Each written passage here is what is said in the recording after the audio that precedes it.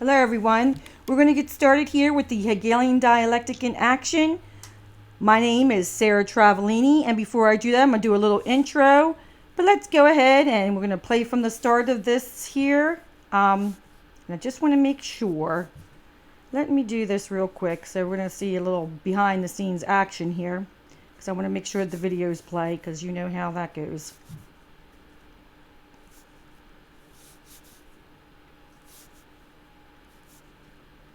Alrighty then, let's get started. The Hegelian Dialectic in action. And let me go with my little intro here. As we all know, the world is at a dangerous crossroads right now, and the United States and its allies have launched a military adventure which threatens the future of humanity. We have major military and covert intelligence operations being undertaken simultaneously in the Middle East, Eastern Europe, Sub-Saharan Africa, Central Asia, and the Far East. The United States NATO military agenda combines both major theater operations as well as covert actions geared towards destabilizing sovereign states. America's hegemonic project is to destabilize and destroy countries through acts of war, covert operations in support of terrorist organizations, regime change, and economic warfare. America's Middle East policy seems to revolve around oil and Israel. The invasion of Iraq has partially satisfied Washington's thirst for oil, but ongoing airstrikes in Syria and recently what just happened again in Iraq and economic sanctions on Iran and now Iraq have everything to do with Israel. The goal is to deprive Israel's neighboring enemies, Lebanon's Hezbollah and Palestine's Hamas, of crucial Syrian and Iranian support. See, ISIS isn't merely an instrument of terror used by America to topple the Syrian government. It's also used to put pressure on Iran. America is using ISIS in three ways: to attack its enemies in the Middle East, to serve as a pretext for U.S. military intervention abroad, and at home, it's being used to foment a manufactured, that's right, I said manufactured, domestic threat used to justify the unprecedented expansion of invasive domestic surveillance and to take away our constitutional rights. So let's go to the Hegelian dialectic in action and let me show you how this is working. I'm going to start off with Matt Bracken's article in AmericanPartisan.org, and I just want to say that I wholeheartedly agree with Matt Bracken's assessment on the upcoming Richmond, Virginia rally on January 20th, 2020. He believes it's a trap. I believe it's a trap. I also believe that it will be used to demonize all quote-unquote white people, a term that was defined by the American Defamation League, which is a Jewish lobbying group that is a foreign Jewish lobbying group that lobbies and pays off people in our Congress and blackmails them. I believe that it's going to be used, like I said, to demonize white people in the United States. And why is this group allowed to label and demonize white people? Who are they to say that white people that love their country are white nationalists? Why do they get this say? I believe that this event's going to be infiltrated by paid actors and paid groups that have been created by our own government and armed by Israel. I believe our corrupt and blackmail government are going to use this event to pass their unconstitutional and outrageous bills like this one. See, this bill's already passed in the House of Representatives on January 15th, 2019. And the ADL lobby group is right behind this group. And all they're going to need is one event to get this ridiculous bill passed in the Senate. Which brings us to our Hegelian dialect. Step 1. Create a problem by arming and funding extremists to take down opponents by proxy. The Azov group. We already had a group of 40 human rights activists file a petition with the High Court of Justice demanding that Israel stop arming the exports to Ukraine. That's right. Israel is arming the Azov group in Ukraine. The ADL ignored the complaint that was sent to them and would not comment on Israel arming the Azov battalion. The Azov battalion's online propaganda is showing that Israel licensed TAVOR, TAVOR rifles are in the fascist group's hands. While Israeli human rights activists have protested arms sales to Ukraine on the basis that the weapons might end up with anti-Semitic militias. Okay, see where this is all going? So why did Congress okay funding for Ukraine? Well, they've been funding Ukraine, and it's been going to groups that are supported by George Soros. That's right. Our favorite friend George Soros, who was behind the Maidan, in May 20, remember the Maidan Square in May 2014? People were massacred. They massacred their opponents in Odessa, and they were attacking people with iron pipes and putting them on fire. Over 100 people were killed. And guess who was behind the scenes on that one? U.S. Assistant Secretary of State Victoria Nuland. That's right. Meanwhile, billionaire-backed U.S. soft power entities like the Omidyar Network and Open Society Foundation was plowing money into the opposition, providing it with high-tech organizing capacity and establishing a new media outlet that was owned by Soros-controlled. Soros-controlled media, so Soros controlled the narrative. See how this works? That's right. And something to also think about is that this group specifically said if it wasn't for the money that they were getting from these organizations, they would have never been able to cause the damage that they caused. Did you ever think that it was strange that fake groups like Antifa were just start calling anybody that wasn't Jewish or a Zionist a Nazi? Was it perhaps that they knew that a group was already being created to make their outlandish claims seem true? Exhibit B, Antifa. Nonetheless, who do you think supports Antifa? That's right. George Soros has ties to Antifa through a group called the Alliance for Global Justice. That's right. And he also through a group called Refuse Fascism.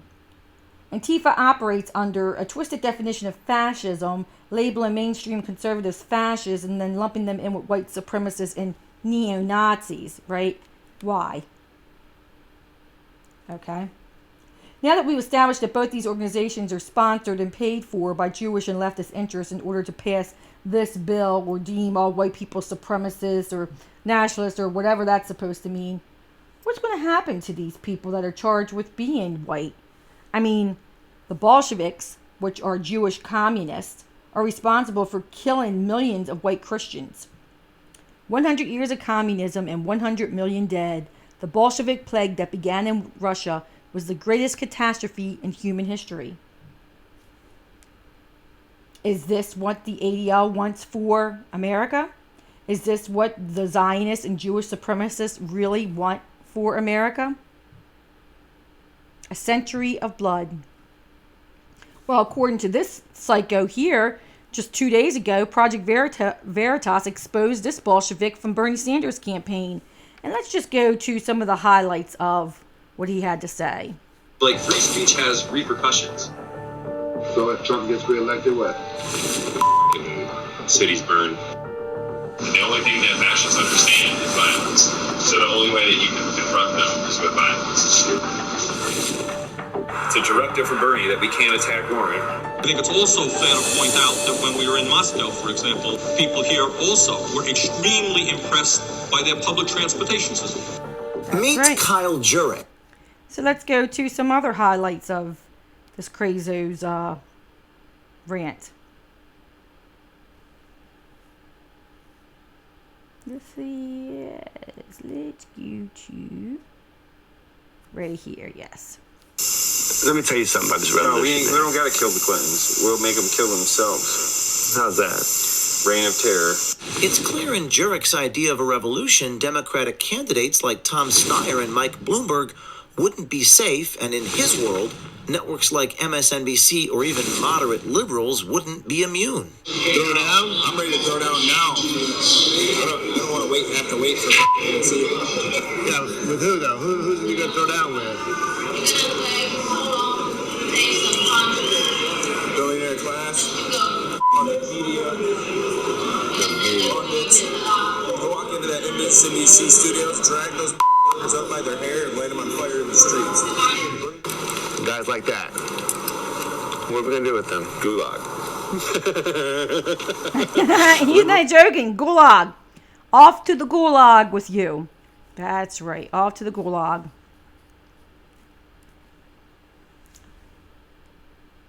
So let's get back to the Azov group. Remember the Azov group in Ukraine? Well, why are they so important? They're in Ukraine, right? So how does that have anything to do with America? Well, let's look at that. The Azov group is used to radicalize Americans, and guess who and what events they are behind? Charlottesville, attending Trump rallies before he was president, the Pittsburgh shooter, the New Zealand shooter, the U.S. Coast Guard Lieutenant Christopher Hassan. Let's look at these events. Charlottesville, an FBI indictment of 4 American white supremacists from the Rise Above movement, RAM, declared that the defendants had trained with Ukraine's Azov Battalion, a neo-Nazi militia officially incorporated into the country's National Guard. The training took place after the white supremacist gang participated in violent riots in Huntington Beach and Berkeley, California, and Charlottesville, Virginia in 2017. The Rise Above movement. The Rise Above movement was used to infiltrate President Trump's rallies when he was running for president. Based on my training and experience, I know that the Azov Battalion is a paramilitary unit of the Ukrainian National Guard, which is known for its association with neo-Nazi ideology and the use of Nazi symbolism. The Pittsburgh shooter.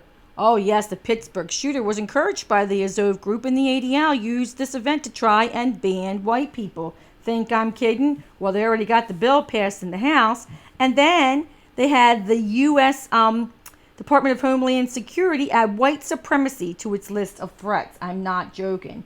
The 3 most provocative federal reactions to Pittsburgh, Christchurch, and El Paso have been a congressional resolution condemning white supremacy, the Department of Homeland Security adding white terrorism to its list of threats, and a letter spearheaded by New York Democratic Representative Max Rose asking the State Department to add 3 white supremacist groups to its list of foreign terrorist organizations. That's right. Then we have the New Zealand shooter. The New Zealand shooter was also trained by the Azov group. That's right. It was deeply intertwined with the international neo-Nazi movement, a connected community. And then we have, last but not least, Christopher Hassan. The FBI arrested U.S. Coast Guard Lieutenant Christopher Hassan, who hoped to establish a white homeland through violent means. Hassan, 49, pleaded not guilty to gun and drug charges, and then a search of his apartment produced 15 firearms, around 1,000 rounds of ammunition, and a list of targets, including prominent liberal politicians and media personalities. The FBI said that he also planned to travel to Ukraine in order to join the Azov Battalion, a neo-Nazi militia that has for years been directly supported by the United States government. In its court filing, the FBI described the Azov Battalion as a violent far-right paramilitary group, yet it failed to disclose that this fascist militia has been armed and advised by American military officials in order to turn up the heat on Russia. That's right. Who do you think trained these fake neo-Nazis? The United States Army trained these neo-Nazis. That's right. The neo-Nazi Azov Battalion is suspected by the United States government of both training and radicalizing violent white supremacist groups based in America. This is particularly troubling when one considers the fact that the United States government has directly enabled the Azov Battalion's growth and prominence. Now it seems that those actions have translated into troubling domestic consequences for the United States. You think?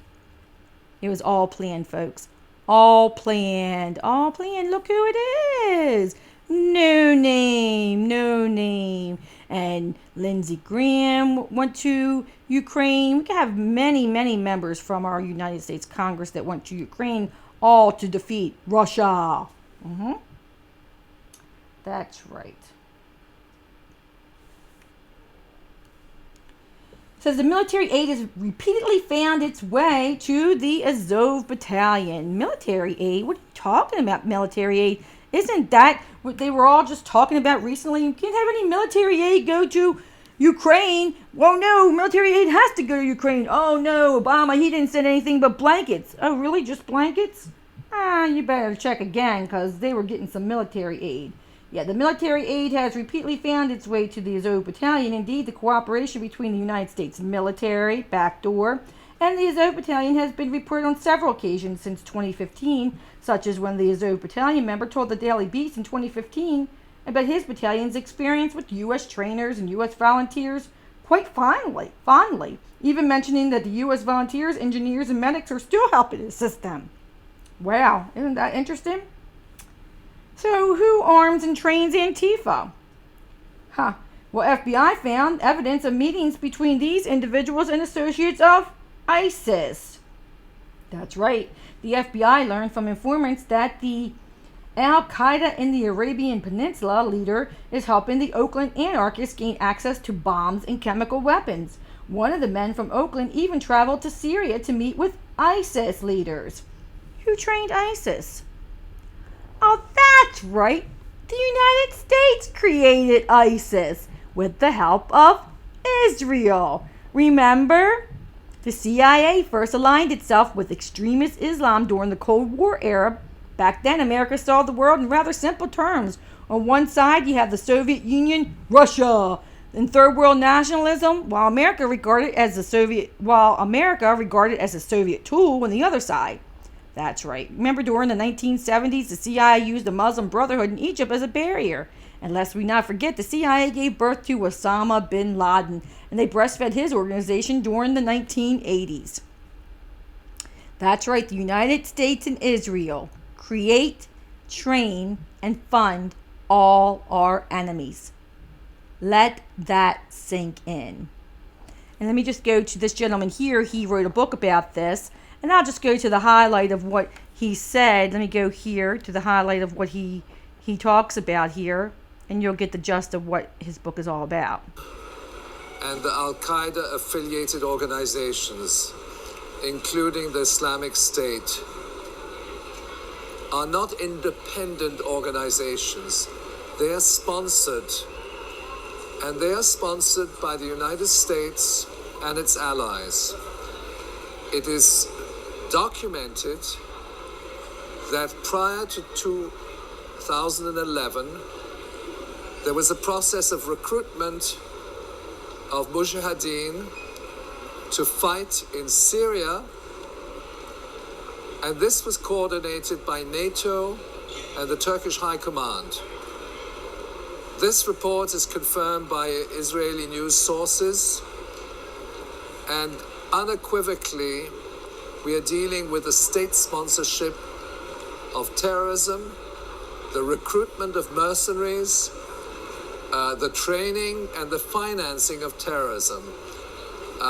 As much as possible, the United States has delegated its authority to other partners, despite the fact that ultimately this is an initiative of U.S. intelligence, coordinated with the U.S. State Department and the Pentagon.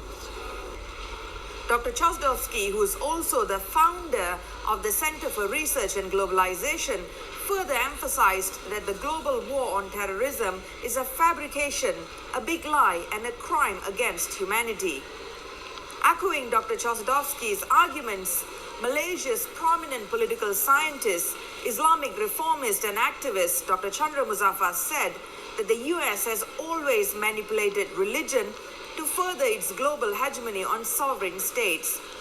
For example, he said the Arab Spring was brought about by Colonel Muammar Mohammad Gaddafi's resistance to US dominance. Earlier, Dr. Chossudovsky launched his new book titled The Globalization of War. Well, this book... So I went ahead and gave you a link on one of his books called America's War on Terrorism. So if you get time, it's a good read. And then here we go, right from the witch's mouth. Let's see what she has to say. We also have a history of kind of moving in and out of Pakistan. I mean, let's remember here, the people we are fighting today, we funded 20 years ago.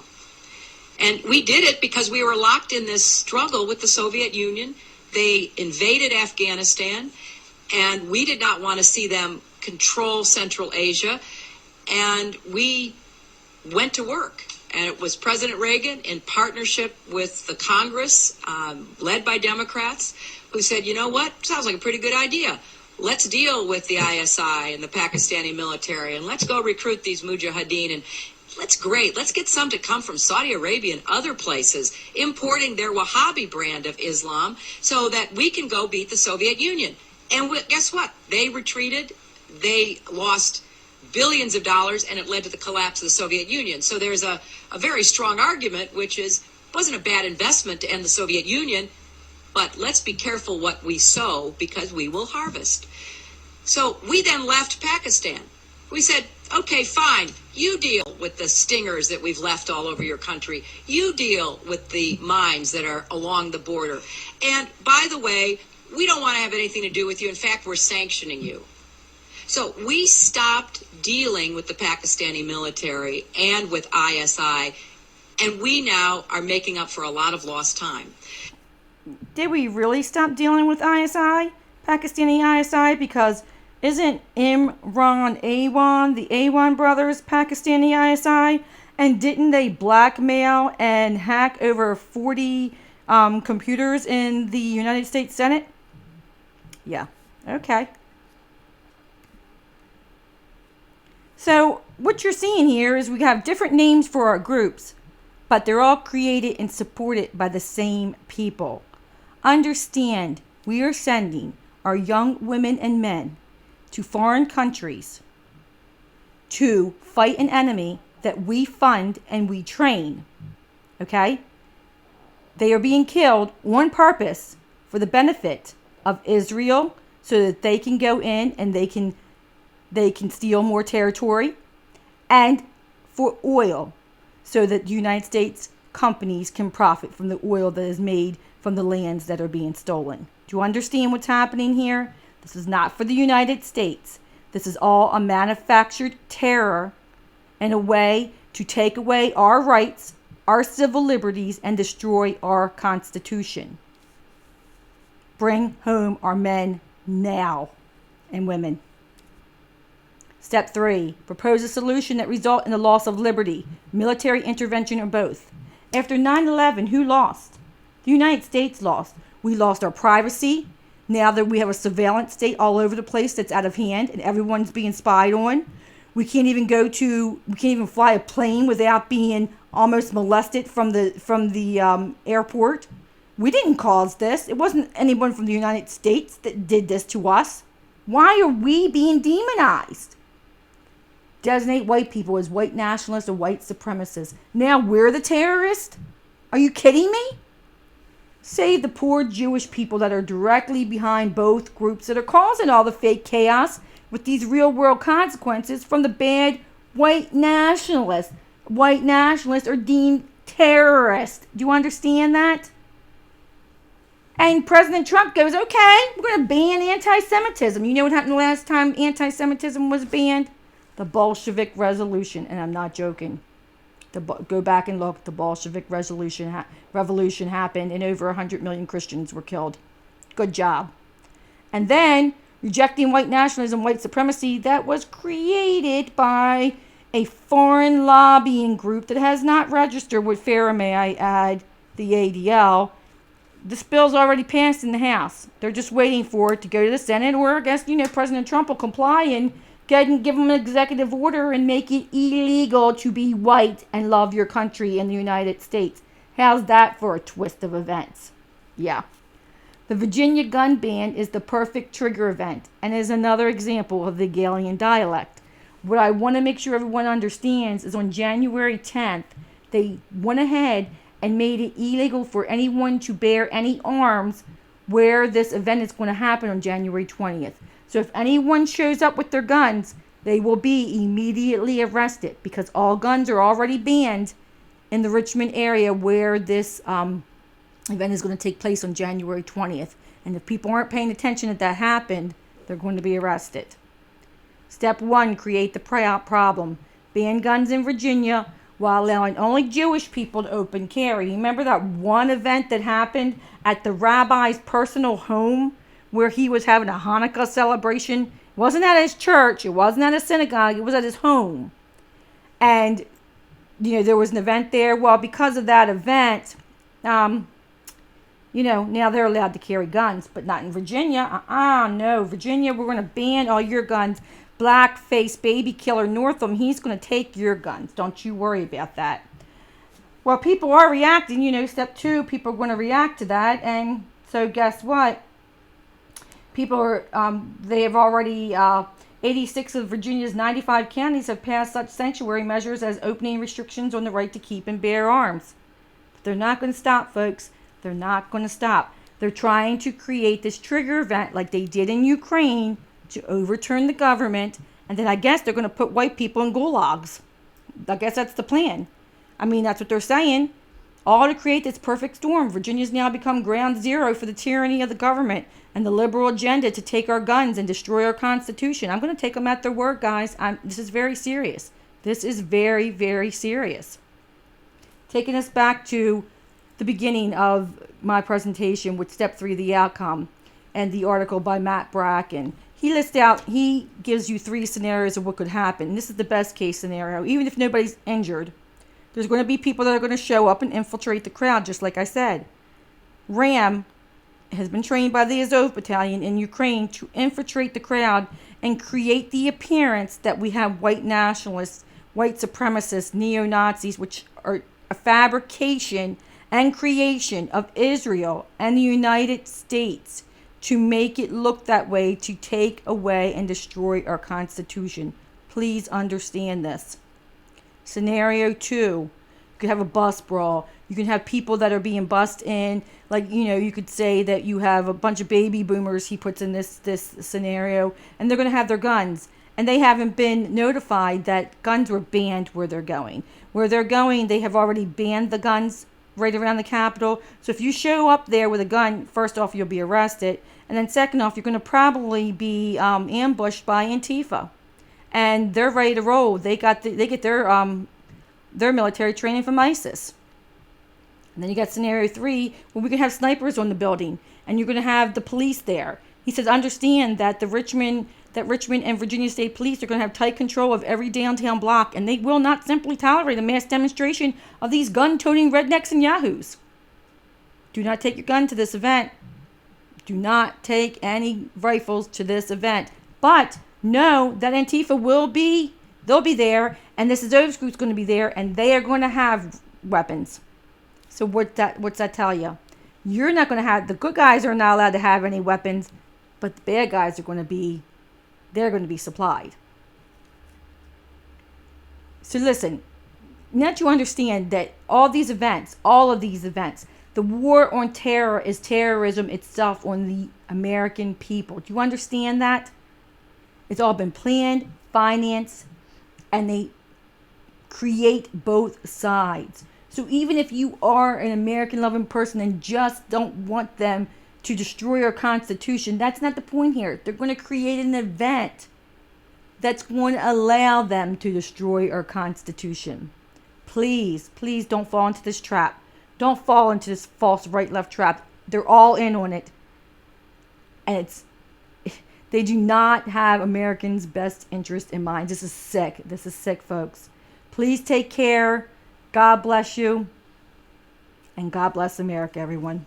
Thank you.